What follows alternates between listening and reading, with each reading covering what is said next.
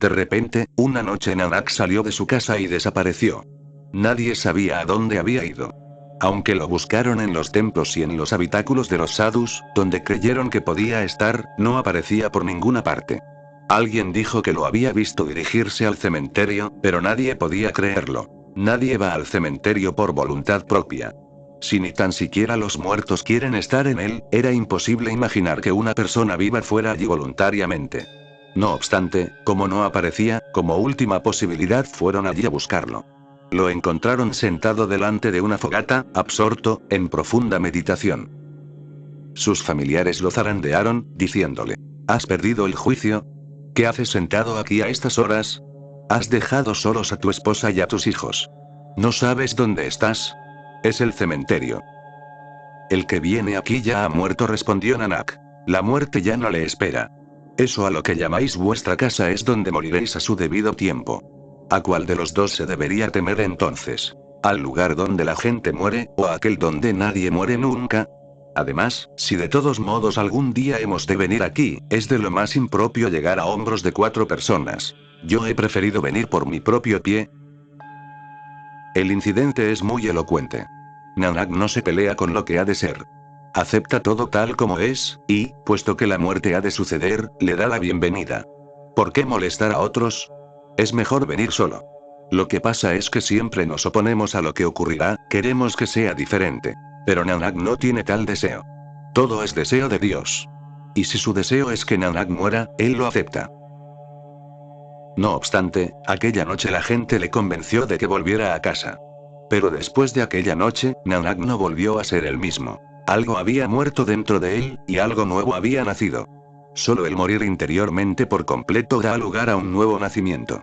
En el proceso de nacer, hay que pasar por el cementerio, y el que pasa por los gaps de la cremación consciente y voluntariamente, nace de nuevo.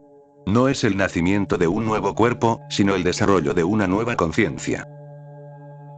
Estás lleno de miedo, y, donde hay miedo, no puede haber conexión con Dios.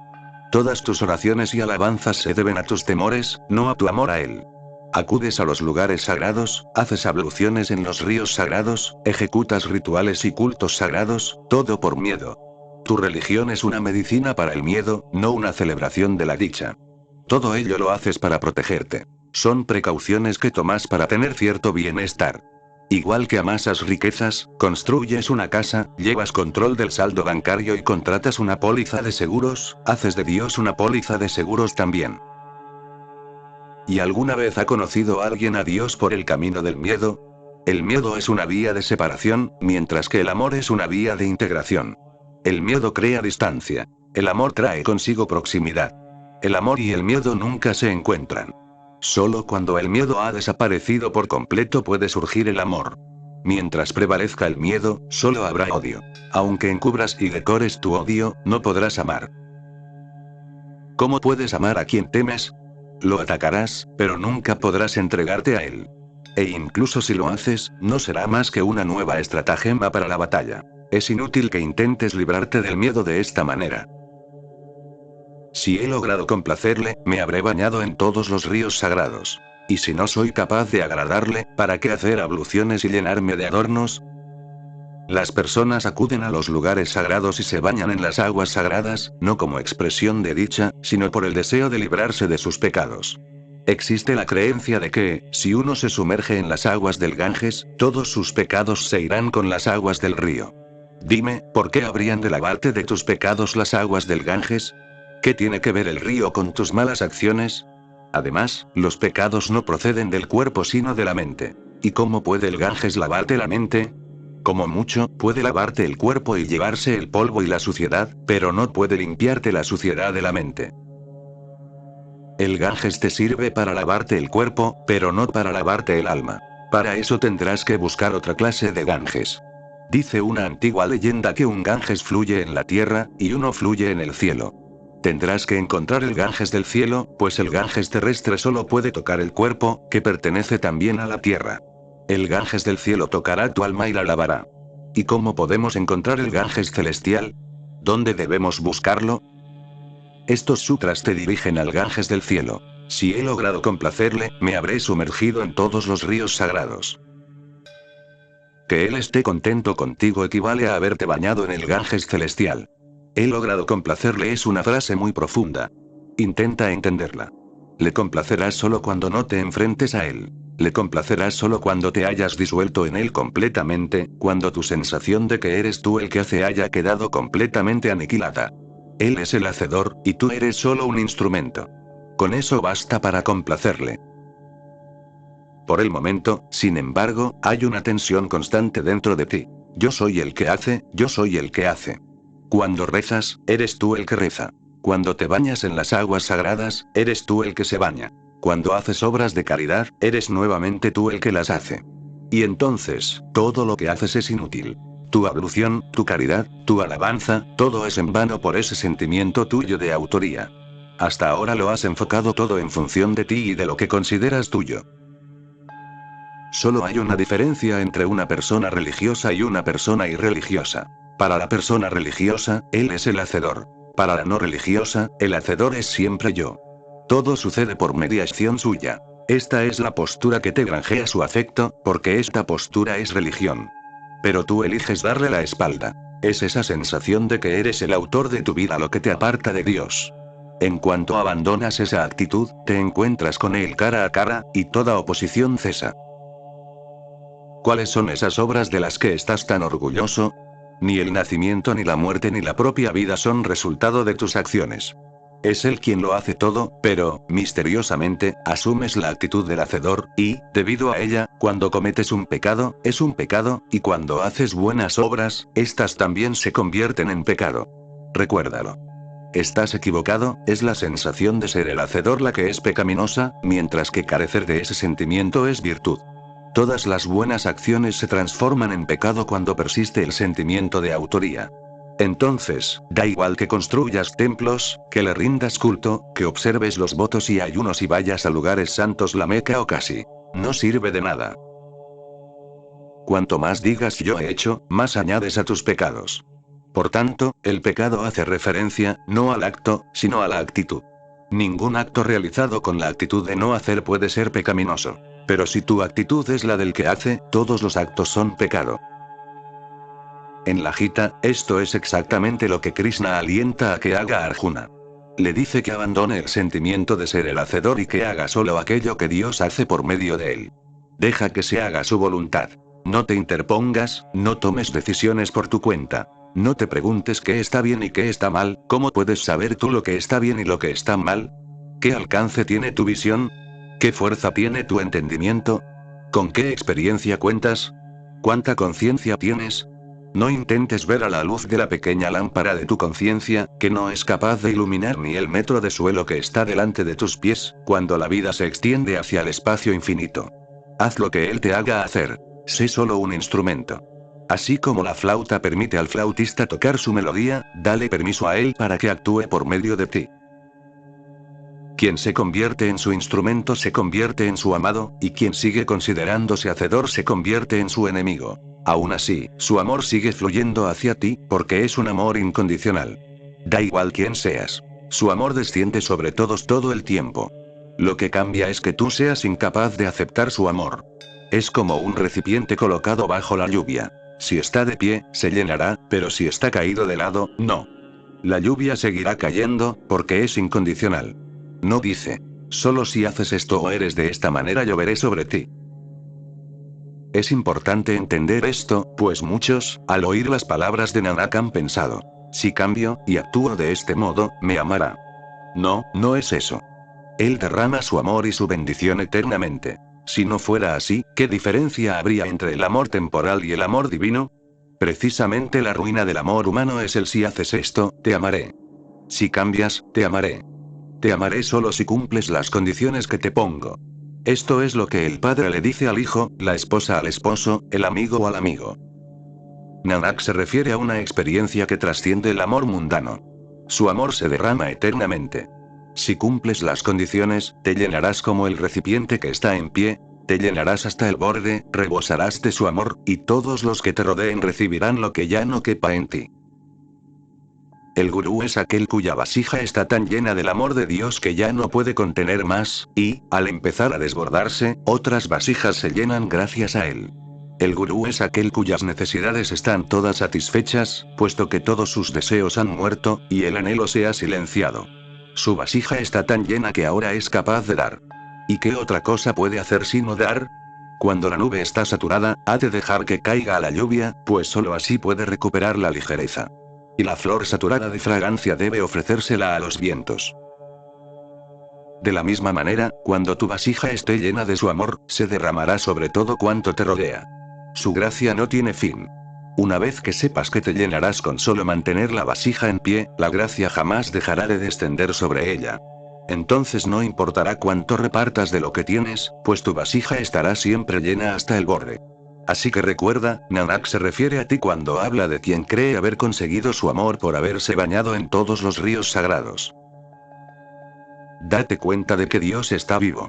Si no, ¿cómo podrías existir? Si por un solo instante hubiera querido que no estuvieras aquí, habrías desaparecido hace ya tiempo.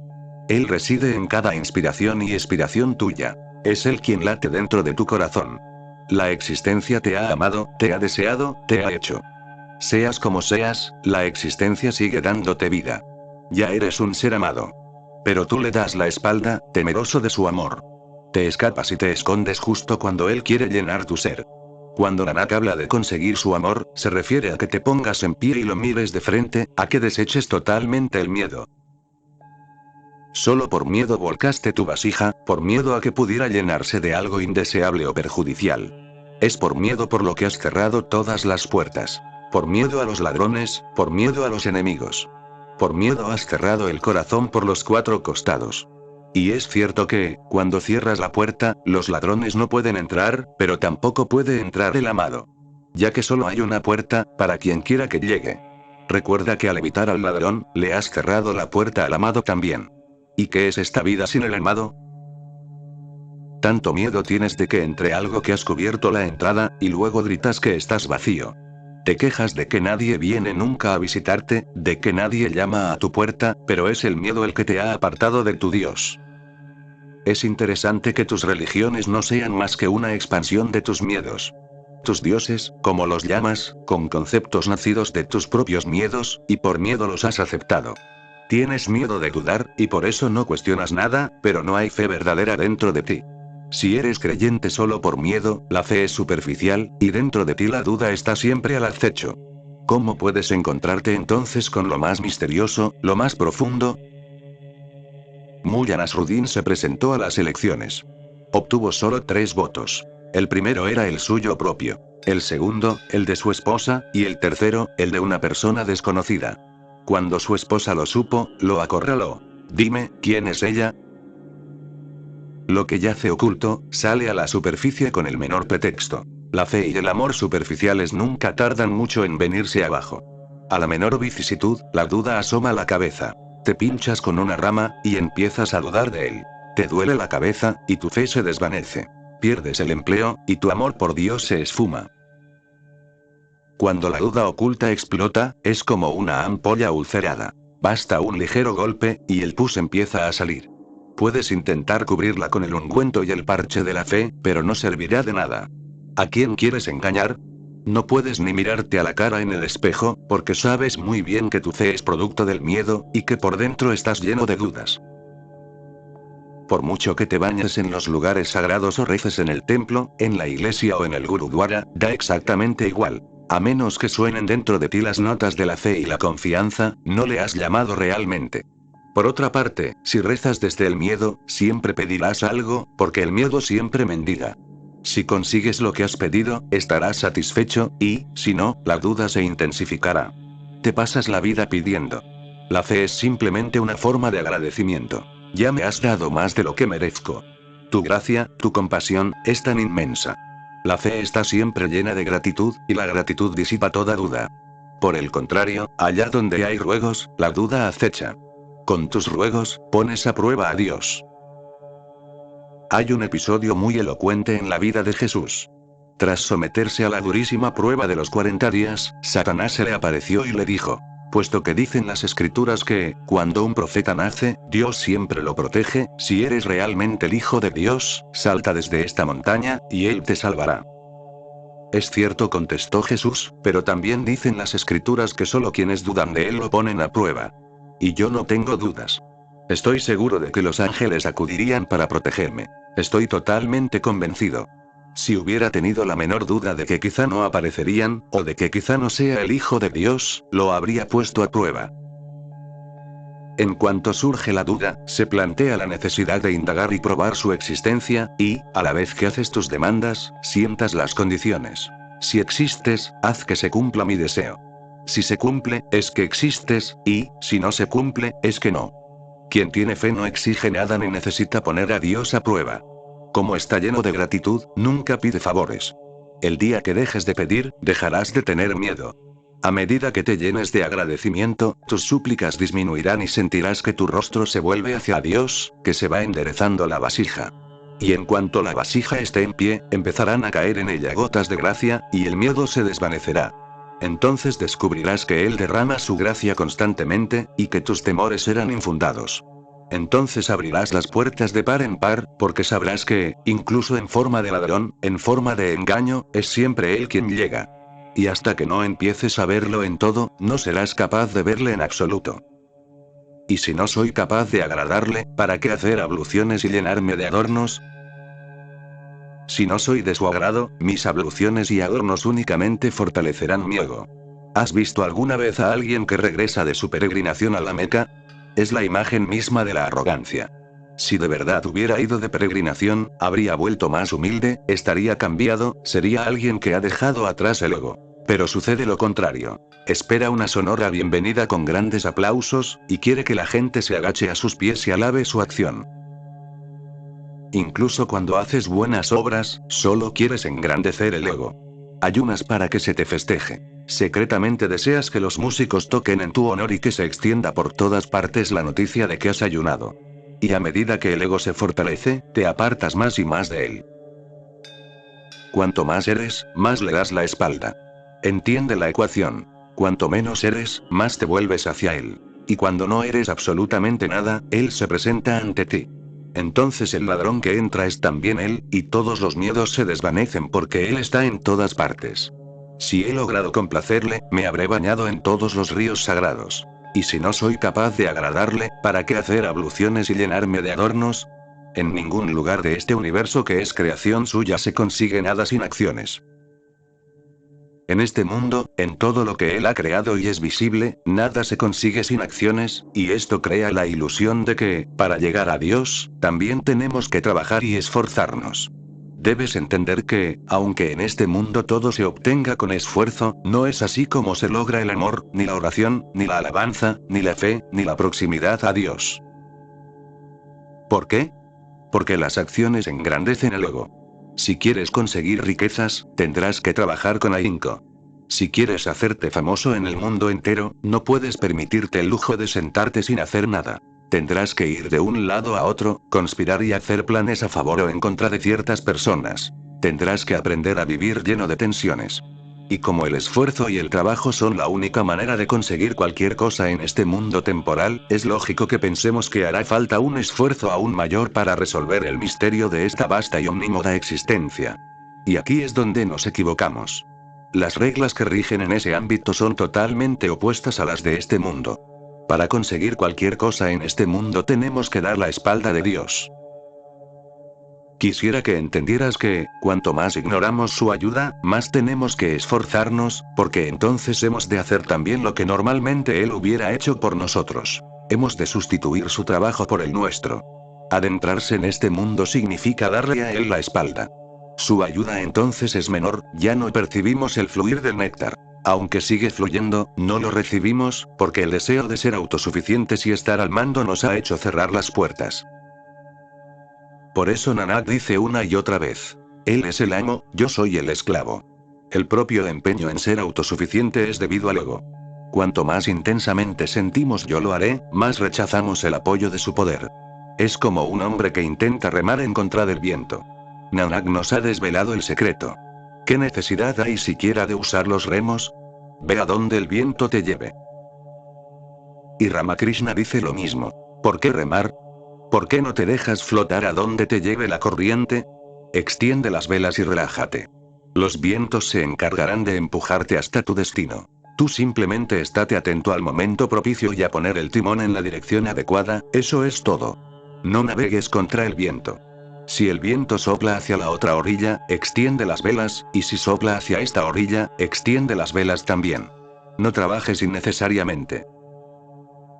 Si navegas contra el viento o contra la corriente del río, tendrás que forcejear, ¿y cuál será el resultado? No llegarás nunca, solo te cansarás. Observa la cara de un hombre de mundo después de toda una vida de trabajo. No hay nada en ella salvo señales de fatiga. La gente está muerta mucho antes de morir, así que, al final de la vida, solo ansían descanso, a cualquier precio. ¿Por qué te cansas así? Cuando el ser humano envejece se vuelve feo. Los animales de la selva, no. Siguen siendo igual de hermosos que cuando eran jóvenes. Tampoco los árboles. Aunque algunos tengan 1000 años y estén a punto de morir, su belleza no disminuye ni siquiera un ápice. Cada año crecen un poco, y cada vez puede sentarse a descansar más gente a su sombra. Su belleza aumenta de año en año, y el placer de sentarse bajo su extensa copa es mucho mayor que la de sentarse bajo un árbol joven que aún no tiene apenas experiencia.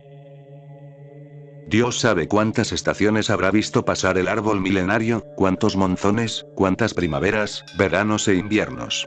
Cuánta gente se habrá sentado a su sombra. Cuánta vida habrá transcurrido debajo de él, y cuántos vientos y nubes le habrán pasado por encima. Cuántas puestas de sol habrá presenciado, cuántas veces habrá visto salir la luna, y de cuántas oscuras noches sin luna habrá sido testigo. Todo está contenido en él. Sentarse al lado de un viejo árbol es sentarse al lado de la historia. Ha fluido a través de él una profunda tradición. Los budistas siguen intentando salvar el árbol bajo el que el Buda alcanzó la iluminación. El singular acontecimiento que se produjo bajo sus ramas todavía está contenido en la experiencia del árbol. Todavía palpita con sus vibraciones. Los rayos de luz del conocimiento supremo que alcanzó el Buda todavía están contenidos en su memoria.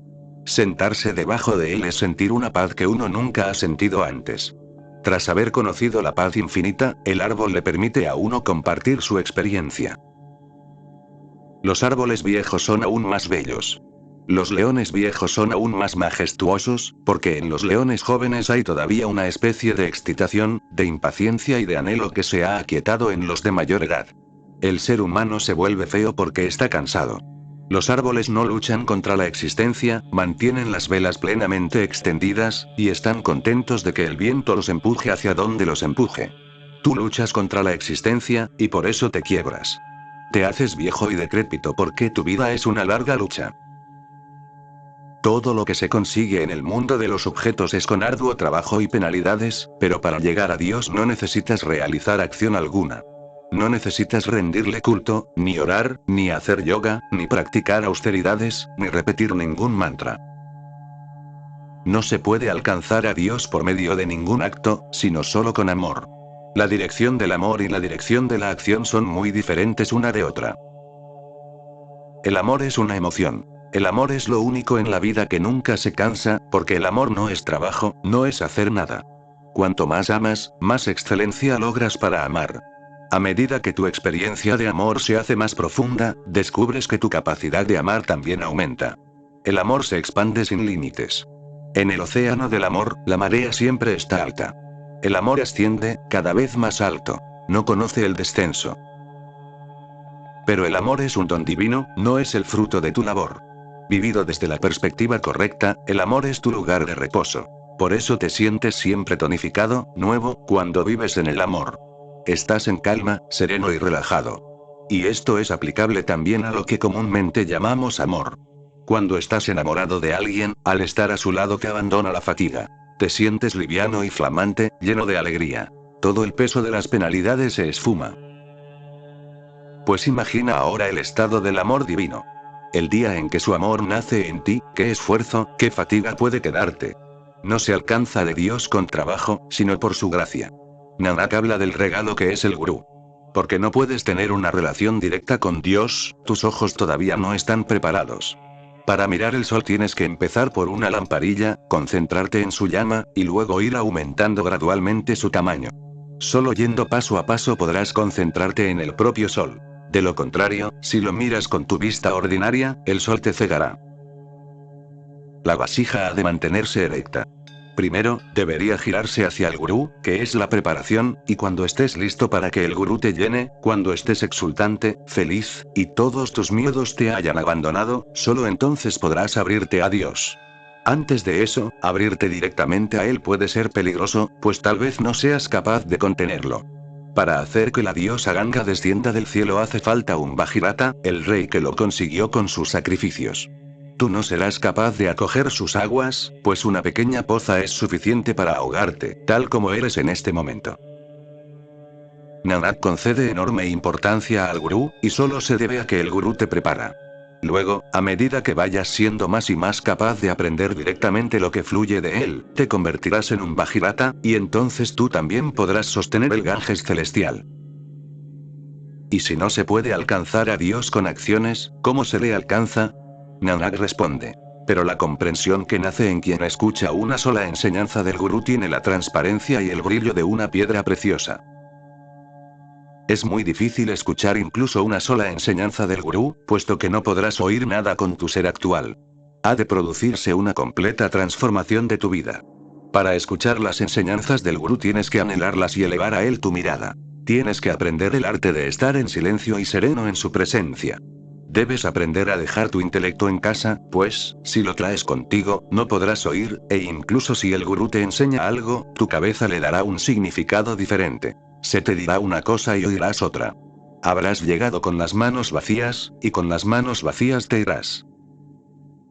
Las enseñanzas del gurú no se pueden aprender con el intelecto, sino que se han de oír con el corazón. Se le ha de escuchar con fe absoluta. Si cuando el gurú enseña tú te planteas si tiene sentido o no lo que dice, estarás todavía sentado en una clase, no formarás parte aún de una congregación de buscadores de la verdad. Acudir al gurú significa decir, estoy cansado de juzgar lo que está bien y lo que está mal. No puedo seguir juzgando. Significa, estoy cansado de pensar. Ya no puedo pensar más. Significa, estoy cansado de mí mismo y quiero entregarme. En definitiva, a esto se le llama fe. Acudes al gurú solo cuando estás completamente cansado de ti mismo. Si todavía te consideras un individuo muy inteligente, no tiene sentido que acudas al gurú, pues tú mismo sigues siendo tu propio gurú. Necesitas vagar un poco más, soportar más adversidades, infligirte más dolor con tus dudas e indecisiones. No sirve de nada que vengas cuando todavía estás verde. Hará falta más dolor y sufrimiento para que madures. Y el día que estés completamente harto de ti mismo, ese día acude al gurú. Muchos se acercan al gurú cuando todavía no están preparados, cuando todavía creen en sí mismos. Entonces, lo que quiera que diga el gurú, ellos lo sopesan y lo juzgan, se preguntan si será cierto o falso. Creen en lo que les conviene, y en lo que no les conviene, no. En ese caso, estás obedeciéndote a ti mismo, no al gurú. A esto no se le puede llamar fe, ni entrega, puesto que no has cambiado nada. Solo hay un secreto para presentarse ante el gurú. Deja tu sí mismo atrás, y ve ante él. Entonces, lo que diga el gurú será verdad, y no habrá nada que tengas que decidir. Solo entonces podrás oír sus enseñanzas, con todo tu corazón. Solo entonces podrás aprender. Y quien ha oído las enseñanzas del gurú se convierte en un Sikh. La palabra Sikh es una palabra muy hermosa, derivada del término sánscrito que significa alumno. Quien está preparado para aprender es un Sikh. Quien está preparado para escuchar las enseñanzas es un Sikh. Pero no es un Sikh quien sigue rebosante de ego y no está dispuesto a escuchar. Ponerse el turbante y adoptar todos los signos externos de un Sikh no te hace Sikh, porque hacerse Sikh es un suceso emocional. Nanak dice. Pero la comprensión que nace en quien escucha una sola enseñanza del gurú tiene la transparencia y el brillo de una piedra preciosa. Por escuchar 1.000.000 de cosas, no sucede nada. En cambio, por escuchar una sola, todo sucede. Si eres tú el que oye, da igual cuánto oigas, porque nada sucederá. Si eres tú el que lee, por mucho que leas no cambiará nada dentro de ti, y la razón está clara. No has oído desde donde deberías haber oído. Hay dos maneras de escuchar. Con el intelecto, o con el corazón. Cuando el intelecto escucha, siempre hay dicotomía. Lo considera todo en función de si está bien o mal, si es correcto o incorrecto, creíble o no creíble. El intelecto jamás trasciende el ego. Piensa que el corazón está loco y no confía en él. Por eso casi hemos asfixiado al corazón, porque pensamos que no es de fiar. Nunca se sabe en qué momento puede impulsarte a hacer cosas por las que tendrás que pagar después. Vas por la calle, ves a un hombre que tiene hambre, y el corazón te dice, dale algo. La mente dice, espera. Averigua primero si tiene hambre de verdad. Quizá pretenda engañarte. Parece estar fuerte. Podría trabajar, así que ¿por qué no trabaja? El intelecto te dará un montón de razones, pero, en cuanto surge del corazón una sola emoción, el intelecto la reprime. Si en el corazón surge el amor, la mente dice, es un camino peligroso. El amor es ciego y ha arruinado a muchos. Abre los ojos y estate atento. El camino del amor es un sendero que serpentea por los bosques y los valles. El camino del intelecto es como el camino señorial, ancho y despejado. ¿A dónde vas? No te salgas de la carretera. Quédate con la multitud, porque siempre es más seguro ir a donde van los demás. Es peligroso aventurarse solo. Pero el amor es un camino que ha de recorrerse en solitario. Necesita de privacidad, recogimiento y soledad. El amor dice, da. El intelecto dice, espera, indaga antes de dar. Pero entonces no darás nunca. El amor dice, entrégate. Reposa la cabeza sobre los pies de alguien y olvídate de ti mismo. La mente pregunta, ¿cómo voy a hacer eso? El mundo está lleno de engaño. ¿Sabe Dios cuántos se han aprovechado de la ingenuidad de la gente? ¿Pero qué tienes que cualquiera pueda arrebatarte? ¿Qué es lo que perderás si das? No hay más que desdicha y miseria dentro de ti, y, aún así, las proteges y conservas con todas tus fuerzas. Si vives de acuerdo con los dictados de la mente, el corazón se irá contrayendo y finalmente se romperá. Se ha creado tal distancia entre tú y tu corazón que hace mucho que las noticias del corazón ya no te llegan. Cuando la mente se interpone, entonces, incluso si amas, amas con la mente. ¿Te has dado cuenta de que el amor que dices sentir proviene también de la cabeza? Incluso si dices que amas con todo tu corazón, estas palabras son invenciones de la mente. Si buscas el corazón, verás que no vibra lo más mínimo. No hay emoción, no hay danza, no hay canto dentro de ti. Las enseñanzas del gurú solo se pueden oír con el corazón. Cuando Kabir decía, si puedes cortarte la cabeza y depositarla en el suelo, ven conmigo, ¿a qué cabeza se refería? El maestro budista Bodhidharma fue a China. Se sentó de cara a la pared y dijo, solo volveré el rostro cuando aparezca el discípulo verdadero. ¿Por qué habría de hablarle a nadie más? Es igual de inútil que hablar con la pared. Un día llegó un hombre llamado Winen. En silencio, se puso detrás de Bodhidharma y permaneció allí de pie durante 24 horas. Al final dijo, Bodhidharma, por favor, date la vuelta. Pero el maestro no se movió. Winen se cortó entonces el brazo derecho y lo depositó ante Bodhidharma. Si insistes en no volverte, añadió, me cortaré la cabeza y la depositaré ante ti. ¿De qué serviría eso? Preguntó Bodhidharma. ¿De verdad estás dispuesto a cortarte la cabeza? Sí, estoy dispuesto a hacer cualquier cosa que desees. Aquella fue la primera vez que Bodhidharma volvió su rostro hacia alguien. Winen recibió tal honor. Cuando el maestro le preguntó si estaba dispuesto a depositar en el suelo su cabeza, no se refería a la cabeza que descansa sobre los hombros. Hablaba de luego. Mientras exista un yo soy o un yo soy el juez, no puedes ser el discípulo, no puedes oír las palabras del gurú. Pero la comprensión que nace en quien escucha una sola enseñanza del gurú tiene la transparencia y el brillo de una piedra preciosa. Su mente adquiere tal limpieza, tal transparencia que empieza a ver a través de las cosas. Los pensamientos se desvanecen, porque no pertenecen al corazón. Cuando se desecha el intelecto y su niebla se despeja, lo que queda es frescura y pureza cristalina. A esta purificación se refiere la expresión bañarse en el Ganges. Cuando Nanak habla de bañarse en los ríos sagrados, se refiere a un baño interior que despeja el entendimiento, que hace que no pienses más, que dejes la cabeza de lado. La cabeza es un instrumento prestado, que te ha dado el mundo. Cuando naciste, el corazón ya estaba dentro de ti, pero no había pensamientos, solo inocencia. Luego, se te fueron dando palabras de una en una, y la sociedad empezó a condicionar tu pensamiento a fin de darte la preparación necesaria para vivir en el mundo. Te dio tu mente, y tuvo que aniquilar todo aquello que pusiera a la sociedad en peligro. Entonces se creó una dicotomía en tu interior. El corazón y la mente quedaron nítidamente separados. El corazón era tuyo, pero, desgraciadamente, aquello que era auténticamente tuyo te fue arrebatado y dejó de serlo, y, en cambio, se te obligó a hacer tuyo aquello que era obra de la sociedad. Se te implantó desde arriba y empezó a ser tu centro, y te olvidaste por completo del corazón, tu centro verdadero. Solo si te deshaces de la cabeza puedes oír la enseñanza del gurú. Y una enseñanza basta. No es necesario que oigas un millar. Una lección, un secreto, es más que suficiente. ¿Y cuál es ese secreto? Él es el benefactor de todos. Que nunca me olvide de él. Hay dos estados que debemos entender. Smarana, que significa recuerdo, y Vismarana, que significa olvido. El recuerdo, Smarana, fluye siempre dentro de ti mientras haces lo que quiera que estés haciendo. Caminar, hablar, trabajar, dormir. Una mujer embarazada hace todas las tareas cotidianas, cocina, barre, hace las camas, pero en todo momento es extremadamente consciente de la criatura que lleva en su seno. Una nueva vida ha echado raíces dentro de ella, un corazón diminuto ha empezado a latir en su interior, y tiene conciencia en todo momento de esa vida que lleva dentro y que ha de proteger. Se trasluce en una determinada forma de andar, tanto que, por su caminar, se sabe que está embarazada. El recuerdo no requiere un esfuerzo particular. Si no, te olvidarías continuamente.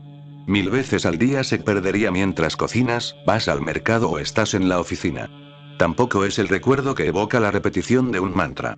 Aunque digas, Ram, Ram, Ram a lo largo de todo el día, eso no es Smarana. Si lo hicieras, podrías incluso tener un accidente, al no oír la bocina del coche que se te acerca por detrás.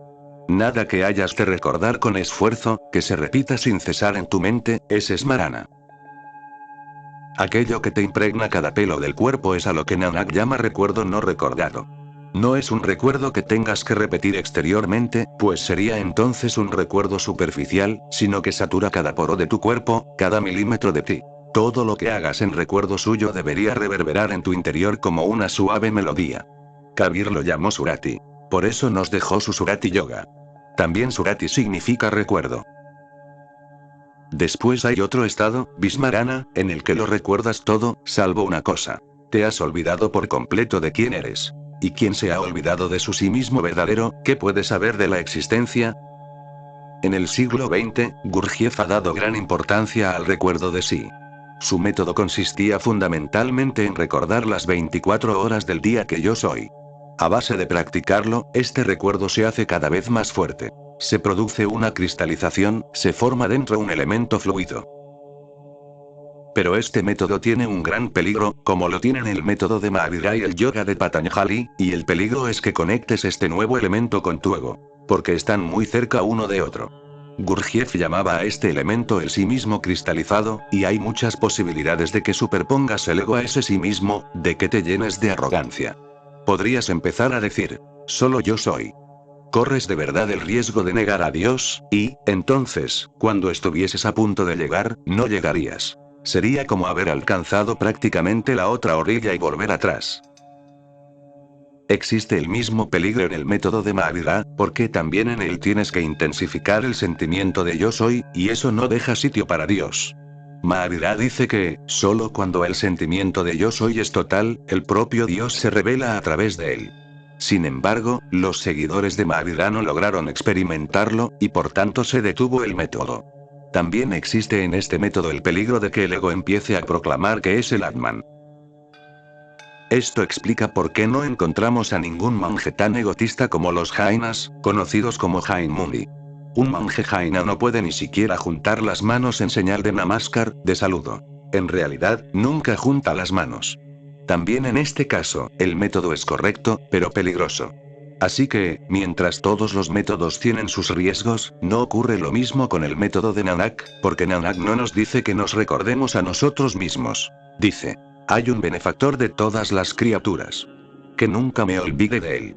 Es uno el que reside en todo. Es uno el que está oculto en los muchos Ekomkar Satnam.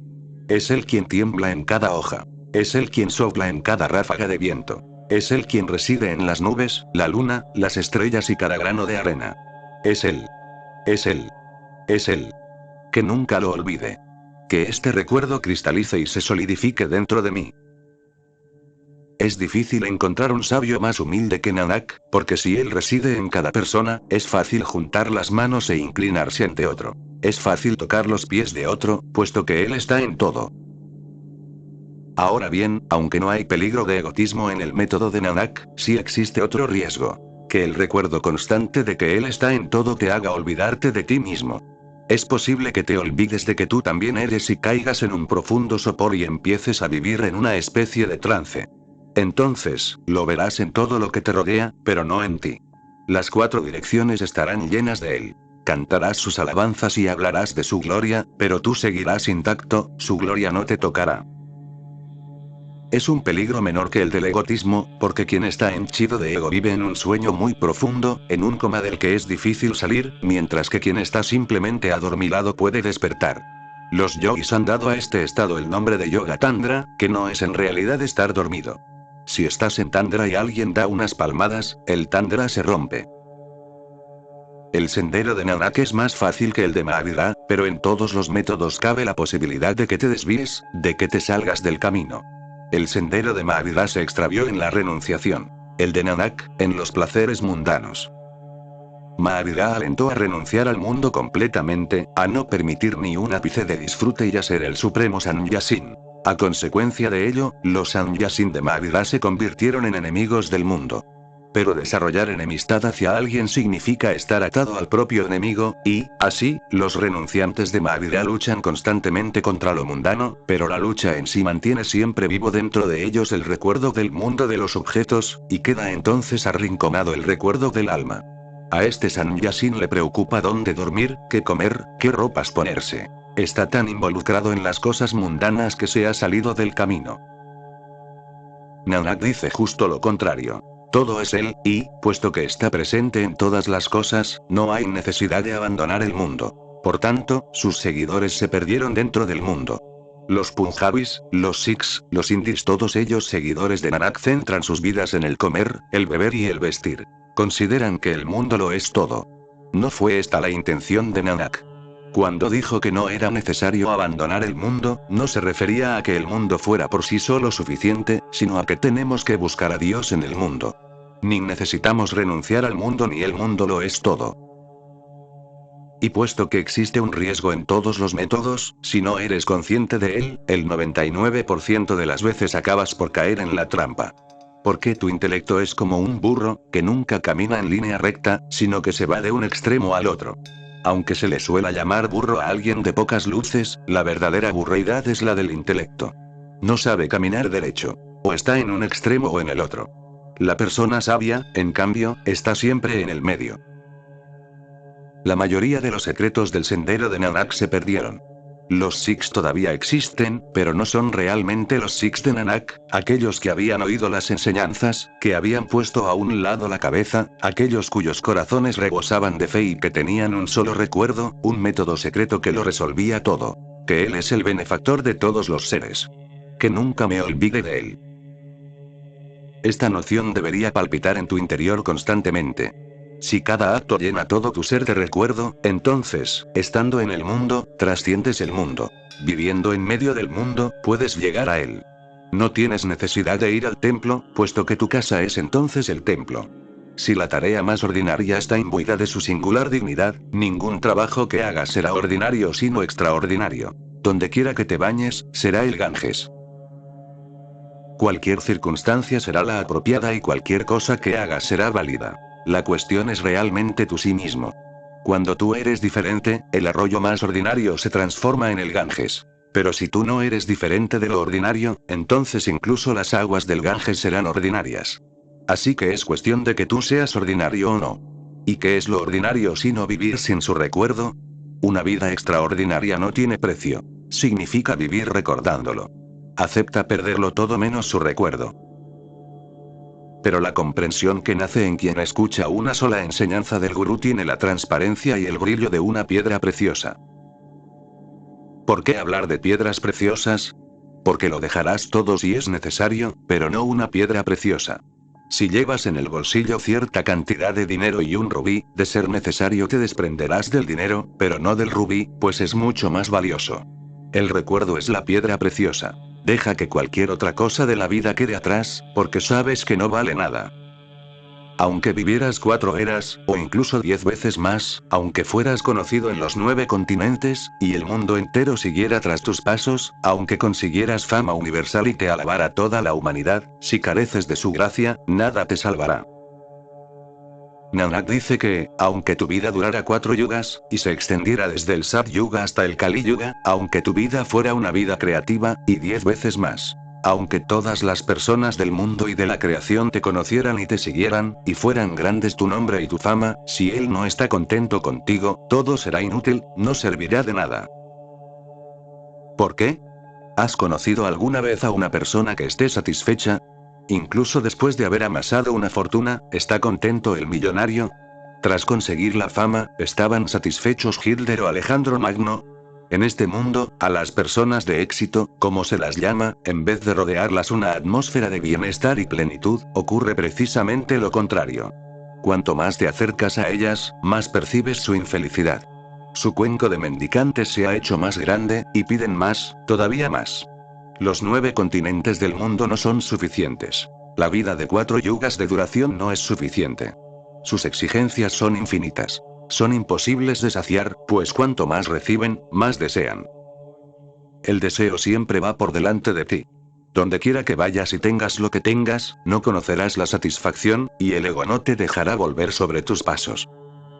2 mendigos descansaban bajo un árbol cuando uno de ellos empezó a quejarse. Si incluso los reyes están insatisfechos, imagina las quejas de un pobre mendigo. Vaya vida. ¿Esto es vivir? Hoy estamos en esta aldea, mañana será en otra. Cuando se dan cuenta de que viajamos sin billete, nos echan del tren. Todo el mundo nos sermonea. Si pedimos pan, nos dan un sermón. Constantemente nos dicen que somos lo bastante fuertes como para trabajar. No recibimos más que insultos e injurias. Nos echan de todas partes. Todos los policías andan detrás de nosotros. Donde quiera que durmamos, nos despiertan. Es imposible dormir bien ni una sola noche. Entonces dijo el otro mendigo: ¿por qué no dejas este trabajo? ¿Qué? Contestó el primer mendigo. ¿Y admitir que he fracasado? Si un mendigo se niega a admitir la derrota, ¿cómo esperar que lo haga un millonario? ¿Cómo puede un político, que continuamente intenta demostrar sus logros, admitir su fracaso? Nadie ha podido demostrar todavía que haya conseguido algo verdadero en los asuntos mundanos. Si alguien lo hubiera hecho, Mahavira, el Buda y Nanak serían unos necios. Pero el ego se niega a retroceder. No se cansa de espolear a la persona para que siga adelante. Puede que la meta esté ya cerca, quién sabe. Quizá, con unos pasos más, llegaremos. El ego extiende su red de esperanzas ante ti, haciéndote ir cada vez más lejos, impidiéndote volver atrás. Has recorrido toda esta distancia sin darte cuenta de que no ibas por el camino correcto. Ahora ya es demasiado tarde. De modo que encubres tu debilidad, ocultas tus faltas y sigues adelante, imaginando que algún día triunfarás. Todas esas a las que llamas personas de éxito esconden las lágrimas en su interior y no se permiten mostrarlas. Sus caras públicas son diferentes de sus caras privadas. Exteriormente sonríen y ríen, pero cuando están solas en su habitación, lloran. Nanak dice: tras haberlo conseguido todo, no hay satisfacción. Puedes estar satisfecho solo si él está contento contigo. Incluso un fakir desnudo logra de veces estar satisfecho, mientras que un hombre que lo tiene todo sigue siendo infeliz.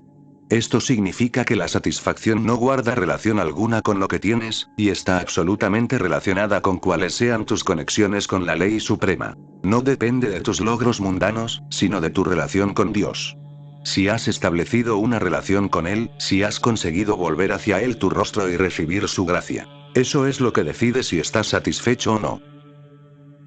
Esto es lo que significa ganarse el favor de Dios. Si no está contento contigo, ¿por qué te permitió nacer? Él te ama, pero cuidado. Tú le das la espalda. Ganarse el favor de Dios significa mirarlo de frente, para poder recibir su gracia. Cuando ves su rostro en todos los rostros y percibes su presencia en todas partes, entonces sientes que late incluso en una piedra. Y cuando empiezas a verlo allá donde mires, te has ganado su favor. Nanak dice: si he logrado complacerle, me habré bañado en todos los ríos sagrados. Ahora es cuando el Ganges celestial ha descendido verdaderamente sobre ti, y no cuando te bañas en el Ganges que desciende del Himalaya y pasa por Prayag y Kashi. Su Ganges desciende de las alturas cuando te ganas su favor. Cualquier logro mundano vale menos que nada. En un sentido más profundo, se trata de una pérdida. Tus fortunas no son más que infortunios, pues la única fortuna que vale la pena obtener es ganarse su favor. Cuando esta es tu única meta, empiezas a ser un sannyasin en el mundo. Entonces, hagas lo que hagas, tu mirada está puesta en él. Te ocupas de los quehaceres grandes y pequeños, pero no hay ni siquiera un momento en que él no esté en tu mente. Está siempre presente en ti. Esto es Smarana, esto es Surati. Este recuerdo, que es repetición no repetida, va labrándote poco a poco un lugar en su corazón. Cuando te ganas su favor y recibes su gracia, tu vida se llena de danza, y la celebración está por todas partes. Entonces no tienes nada, y lo tienes todo. Serás igual que un pobre gusano, y hasta el peor de los pecadores podrá señalarte con el dedo. Nanak dice que, a aquel que carece de Dios, incluso si amasa todas las fortunas imaginables, se le considera el más rastrero de los gusanos, y hasta los peores de entre los pecadores le llenan de improperios. Dice Nanak. Él hace digno al indigno, y colma de gracias a los ya agraciados. Nadie salvo Dios puede otorgar tal excelencia. Nadie salvo Dios puede otorgarte buenas cualidades. Pasarlo por alto es pasarlo por alto todo. Recuerda, Él es el blanco, la diana, el único logro. Si la flecha de tu vida no va directa a Él, caiga donde caiga habrás fracasado. Piensa en cómo te sientes cuando te enamoras. El ser al que amas te acepta, te demuestra su afecto, y tu vida vibra con la magia del amor. Parece que tus pies apenas rocen el suelo, que estés volando, como si te hubieran crecido alas. Empiezan a repicar en tu vida campanas desconocidas. Nunca antes habías oído una melodía tan dulce. Se te ilumina el rostro con un extraño encanto, tus ojos transmiten algo que no es de este mundo. Por todo esto es difícil ocultar el amor.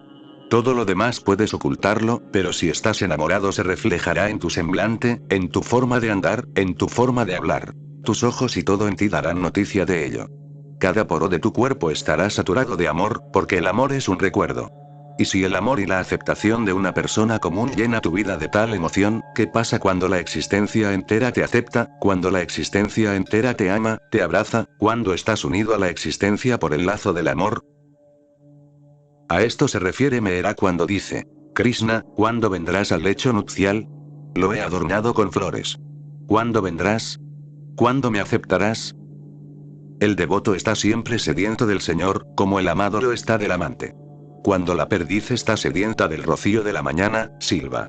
Incluso una sola gota la satisface. Una gota adquiere el valor de una perla. Cuando una persona tiene tanta sed, cuando es tan grande su anhelo, el agua común se convierte en perlas. Cuando tu anhelo es tan grande, una sola enseñanza del gurú es una piedra preciosa. Una gota basta. Una enseñanza del gurú puede ser el océano. ¿Y cuál es la enseñanza? Es un sutra tan breve, o, mejor dicho, es breve si lo comprendes, si lo captas. Si no, puedes tardar muchas vidas más en comprenderlo. Por eso Nanak dice que una pequeña fórmula secreta sacia toda tu sed, eso es todo. Él es el benefactor de todos. Que nunca me olvide de él. Una máxima tan escueta, y sacia toda la sed, destruye todos los deseos. Y añade Nanak. Él hace dignos a los indignos y te colma de cualidades. Cuando lo miras de frente, te haces digno de todos los atributos. Siempre habías sido digno. Pero estabas vacío y, en cuanto te volviste hacia él, te llenaste de pronto. Su gloria te ha despertado. El laúd siempre estuvo preparado dentro de ti. Y en cuanto se lo confiaste a sus manos, en cuanto sus dedos rozaron las cuerdas, de pronto salió música de él. Música que había permanecido latente todo este tiempo, esperando su tacto. Y esto solo puede suceder si pones tu laúd en sus manos. El confiarte así a él es Prada, la cualidad de discípulo, entregarte, ser un Sikh. Confiar el laúd es el significado de sannyas. Entonces dices, hágase tu voluntad. Tu deseo es ahora mi vida. Mío solo es el recordarte. Todo lo demás es tuyo. Lo único que necesitas en la vida es que él llene tu vasija para que no sigas siendo un vagabundo solitario en esta vida. Que él sea tu amigo y compañero, o, de lo contrario, podrás buscarlo en muchos lugares pero no lo encontrarás en ninguno. Algunos esperan encontrar en las riquezas un camarada. Hay quienes lo buscan en una esposa, en un marido, pero todos estos son invitados imperfectos. Hasta que no lo busques directamente, no llegarás a él. Y en cuanto llegas a él, todos los impedimentos y defectos se desvanecen. Nanak no sugiere que te libres de tus defectos uno por uno, puesto que son infinitos, que evites robar, matar, la ira, el sexo, la codicia, los apegos, la envidia, y cuantas cosas más. No es esto lo que Nanak aconseja. Lo único que él dice es: vuelve tu rostro hacia Dios. Recuérdalo. Pues en cuanto pose en ti su mirada, todo cambiará. Cuando te haya aceptado y te hayas ganado su favor, la ira se esfumará y la codicia se desprenderá por sí sola. Una vez que lo has alcanzado, ¿qué puedes codiciar? ¿Qué podría provocar tu ira? ¿Dónde queda el sexo? ¿Dónde está el deseo, cuando se ha producido ya la cópula suprema, la unión con la existencia? Después de las nupcias supremas termina la búsqueda del amado. Kabir dice: soy la novia de Rama. Cuando estás enamorado de Rama, cuando eres su novia, ¿qué deseo sexual puede quedar? Era él a quien buscábamos en realidad en nuestra lujuria. Lo buscábamos en la suciedad de las cloacas y nunca estábamos satisfechos, porque la inmundicia del sexo no podía saciarnos. Es como obligar a un cisne a beber de un cenagal cuando está habituado a las aguas cristalinas del lago Mansarovar. También el cisne interior pide las aguas limpias del lago. Nada inferior a Dios puede saciar tu sed. Vaga cuanto quieras y por donde quieras, pero nadie aparte de él puede satisfacerte. Sin él, llevas innumerables vidas vagando, y ni siquiera así has entrado en razón. Todavía esperas llegar a la meta sin él, pues tu ego hace guardia a tu espalda, diciéndote que no permitas que el penoso trabajo de toda una vida haya sido en balde. Es exactamente lo mismo que si un hombre construyera su casa en la arena, por ejemplo, sobre unos cimientos que no ofrecen ninguna garantía. Cuando está a punto de terminarla, otro hombre se le acerca y le dice que no entre en ella, porque con seguridad la casa se le caerá encima y podría matarlo. Entonces la mente dice: has gastado tanto dinero, te ha costado tanto trabajo, has pasado por tantas penurias, ¿vas a permitir que todos estos años de esfuerzo ímprobo hayan sido en vano? Y quién sabe. Tal vez no se caiga. Podría ser que el experto estuviera equivocado. Además, en este preciso momento la casa está en pie. ¿Quién puede asegurar que se caerá? Tu caso es también el del hombre que se ha perdido, y al que le dicen que dejó la carretera atrás hace ya mucho. Mientras leía hace poco las memorias de un poeta, un incidente al que hace referencia me gustó especialmente. Cuenta que se perdió en los valles del Himalaya. Detuvo el coche delante de una choza, y, cuando una mujer se asomó a la puerta, le preguntó: ¿voy bien para llegar a Manali?